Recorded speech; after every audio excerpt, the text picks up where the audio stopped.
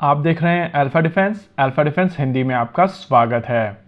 आज के इस वीडियो में हम लोग बात करने वाले हैं PL-15 मिसाइल सिस्टम के बारे में। कल रात में भारत और पाकिस्तान के बीच में जो कुछ हुआ है उन सभी चीजों को लेकर धीरे धीरे अभी फोटोग्राफ्स पब्लिक हो रही हैं। हालांकि भारत सरकार की तरफ से ऑफिशियली अभी तक कोई भी जानकारी नहीं दी गई है, लेकिन मीडिया रिपोर्ट्स के माध्यम से बहुत सारी चीजों की डेब्री दिखाई दे रही है जो कल के पूरे एंगेजमेंट के बारे में काफी कुछ बयान करती। मीडिया रिपोर्ट्स के माध्यम से कल बहुत सारे क्लेम्स किए गए थे और इन क्लेम्स में बात की गई थी पाकिस्तानी F-16 को लेकर, JF-17 थंडर्स को लेकर और एक पाकिस्तानी AWACS को लेकर। ऑफिशियली भारत सरकार की तरफ से इनमें से किसी भी क्लेम के बारे में बातचीत नहीं की गई है, लेकिन ऐसा भी नहीं है कि कल कुछ हुआ नहीं था, क्योंकि अभी धीरे धीरे करके मीडिया रिपोर्ट्स में बाकी सारी चीजों की डेब्री दिखाई दे रही है जो एक्सप्लेन करती है कि कल एंगेजमेंट तो हुआ था। इसी डेब्री में एक बहुत ही इंटरेस्टिंग चीज हम लोगों के सामने निकल कर आई है और अभी आप अपनी स्क्रीन के ऊपर इसी को देख सकते हैं।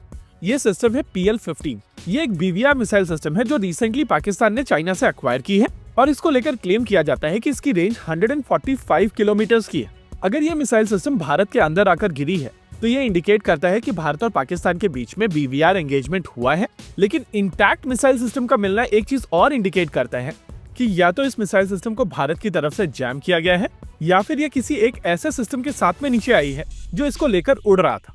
आइए इन दोनों चीजों को समझते हैं एक एक करके, लेकिन उससे पहले इस फोटोग्राफ को देख लेते हैं जहां पर डेब्री में दिख रही इस PL-15 को एक एक्चुअल PL-15 मिसाइल सिस्टम के साथ में कंपेयर किया गया है। इन दोनों फोटोग्राफ्स को देखकर आप साफ समझ सकते हैं कि ये एक्चुअल में PL-15 मिसाइल सिस्टम है और मिसाइल सिस्टम पूरी तरीके से इंटैक्ट है, यानी कि यहाँ पर किसी भी तरीके का एक्सप्लोजन नहीं हुआ है। PL-15 एक active radar homing missile system है जिसको आमतौर पर इवेड करने के लिए शाफ्ट्स का प्रयोग किया जाता है, लेकिन अगर यहाँ पर शाफ्ट्स की चलते ये नीचे आई होती तो इसमें एक एक्सप्लोजन होता, यानी कि यहाँ पर केवल दो पॉसिबिलिटीज हैं।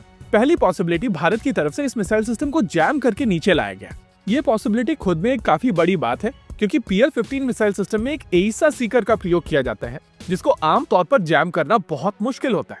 ऐसे में भारतीय वायुसेना के एयरक्राफ्ट अपने इलेक्ट्रॉनिक वॉरफेयर स्वीट का प्रयोग करते हुए चाइनीज एईसा सीकर्स को जैम कर रहे हैं, तो ये केवल पाकिस्तान के लिए बुरी खबर नहीं है, ये चाइना के लिए भी एक बहुत बुरी खबर है। इसके अलावा जो दूसरी पॉसिबिलिटी है कि इस मिसाइल सिस्टम के साथ में जो कल पूरा का पूरा एयरक्राफ्ट था वो भी नीचे आया था, लेकिन अभी तक हम लोगों ने एयरक्राफ्ट की डेब्री नहीं देखी। वैसे PL-15 का मतलब ये है कि पाकिस्तान की तरफ से या तो यहाँ पर J-10 एयरक्राफ्ट का प्रयोग किया गया था या JF-17 थंडर ब्लॉक 3 का।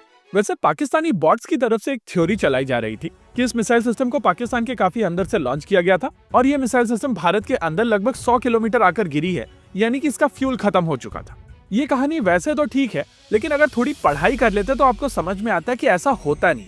आमतौर पर BVR मिसाइल सिस्टम्स जब लॉन्च की जाती हैं तो एक सर्टेन पीरियड ऑफ टाइम के बाद में ये मिसाइल सिस्टम अपने आप डेटोनेट हो जाती है, क्योंकि आइडिया होता है कि एनिमी के पास में इंटैक्ट मिसाइल सिस्टम पहुंचनी नहीं चाहिए।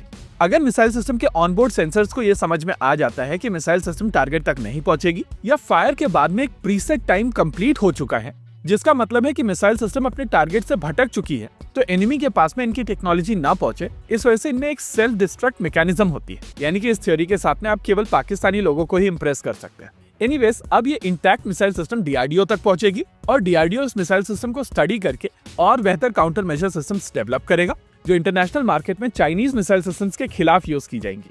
वैसे अगर मेरे पर्सनल टेक की बात की जाए तो यहाँ पर इस मिसाइल सिस्टम को जैम किया गया है, जो खुद में ही एक काफी बड़ी बात है, क्योंकि एईसा सीकर को जैम करना एक बहुत डिफिकल्ट टास्क है। लेकिन इंटैक्ट मिसाइल सिस्टम का मिलना, वो भी सीकर के साथ में, वो केवल पाकिस्तान के लिए बुरी खबर नहीं है, चाइना के लिए भी एक बहुत बुरी खबर है।